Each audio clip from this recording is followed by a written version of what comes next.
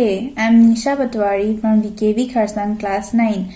I am here to tell a story. The name of the story is There Comes the Tiger. This is a story of a small boy whose name is Gopi. Gopi lived with his father in a small village. Gopi and his father were both shepherds. They earned their living by grazing cows. Gopi was a very naughty boy. Every day he had a new mischief.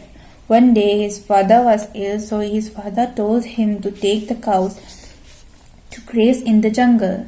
His father told him to watch the cows, otherwise the tiger will eat all of them. As per his father's instruction, Gopi took all the cows out to graze near the jungle.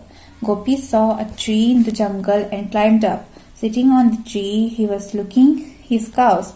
Suddenly he thought of a trick and began to scream, "Help, help, there comes the tiger." As soon as the tigers hear his cry, they run to the jungle to save him. They were asking him where the tiger is. Gopi started laughing, saying, "There is no tiger here." All the villagers were angry on him and they went back. The next day he went to graze his cows again. Suddenly he saw there a tiger come. Gopi cried for help, but nobody came to rescue him. The tiger attacked his cows and ate them. Moral of the story is that we must never lie. Thank you.